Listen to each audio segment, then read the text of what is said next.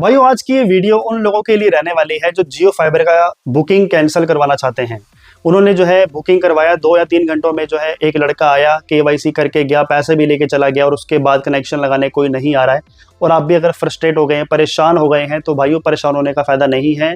आज ही customer care पर call करके आप अपने बुकिंग को कैंसिल करवाओ और जो भी रिफंड होगा वो आपको 21 दिनों के भीतर वापस आ जाएगा, जहाँ तक मुझे आश्वासन दिया गया है। मैंने भी रिसेंटली अपना जियो फाइबर का जो बुकिंग है वो कैंसिल करवाया है, क्योंकि मेरे घर पर भी कोई लगाने नहीं आ रहा था और मजबूरी में आकर मुझे भी बुकिंग कैंसिल करवानी पड़ी। और कस्टमर केयर की ओर से मुझे आश्वासन दिया गया है कि 21 दिनों के अंदर अंदर जो भी आपका पैसा होगा वो आपके उसी खाते में वापस आ जाएगा जिससे भी आपने पेमेंट किया था। मान लीजिए आपने यूपीआई का इस्तेमाल किया था, तो यूपीआई के थ्रू जो भी आपने पेमेंट किसी भी बैंक अकाउंट से किया था उसी अकाउंट में आपके पैसे वापस आ जाएंगे, पूरे के पूरे जितने आपने दिए थे। ये तो मुझे इन्होंने टेक्निकली इन्फॉर्मेशन दी है, लेकिन आपको यहाँ पर परेशानी ये आ रही है कि भाई कस्टमर केयर से बात कैसे की जाए। हमें तो कस्टमर केयर का नंबर ही नहीं मिल रहा है या फिर हम बात ही नहीं कर पा रहे हैं। तो भाई बहुत आसान है, मुझे तो समझ में नहीं आ रहा है कि काफ़ी यूजर्स को ऐसी परेशानियों का सामना करना क्यों पड़ रहा है। क्योंकि यहाँ पर एक तो कस्टमर केयर का नंबर आपको जियो की ऑफिशियल वेबसाइट पे भी मिल जाएगा। अगर आपको वहाँ पे नहीं मिल रहा है तो जहाँ पर आपने अपनी बुकिंग करवाई थी, तो बुकिंग कराने के लिए आपको एक ऑर्डर नंबर भी जारी हुआ था। उस ऑर्डर नंबर को जब आप ट्रैक करते हो, एक ओटीपी आता है आपके मोबाइल नंबर पे जो भी आपने दिया होगा उस समय कनेक्शन के समय पर। उस नंबर पे एक ओटीपी आप जैसे आप एंटर करेंगे, डालेंगे, उसके बाद वहाँ पर आपको पूरा स्टेटस दिख जाएगा कि अभी आपके जियो होम का या जियो फाइबर का, एयर फाइबर का स्टेटस क्या दिख रहा है, क्या वो लगाने वाले हैं, नहीं लगाने वाले हैं। अगर आपने कैंसिल करवा दिया है तो वहाँ पर आपको कैंसिल लिखा हुआ आ जाएगा। और उसी के नीचे थोड़ा सा आप स्क्रॉल करेंगे तो वहाँ पे आपको हेल्प के लिए एक ऑप्शन मिलेगा और उसी में जैसे आप क्लिक करेंगे तो आपको 2 ऑप्शंस दिखाई देंगे। एक तो ऑप्शन दिखेगा आपको कॉल करने का और दूसरा ऑप्शन आपको दिखेगा ईमेल करने का। फिलहाल ईमेल का ऑप्शन वर्किंग नहीं है, जैसे कि मैंने टेस्ट किया है।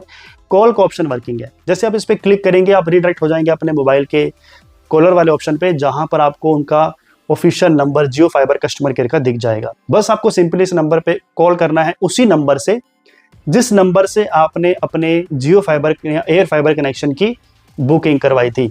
और ऑटोमेटिकली जो कॉल है वो आपकी लग जाएगी। कॉल लगने के बाद आपको अपनी लैंग्वेज का सिलेक्शन करना है, हिंदी इंग्लिश जो भी आप बोलते हैं अच्छे से, उसको सिलेक्ट कीजिए। उसके बाद वहाँ पर आपको नंबर 9 डायल करना है।